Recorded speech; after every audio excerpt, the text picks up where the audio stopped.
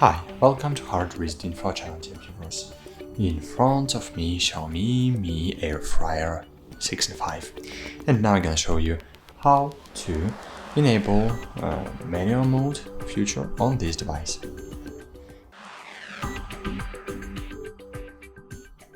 To use manual mode, you just need to click manual.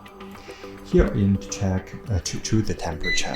You can choose from 40 to 220 degrees of Celsius. Click OK, and now you need to select the time. And for example, if you selected temperature over than 60 degrees, you can choose only 1 hour max.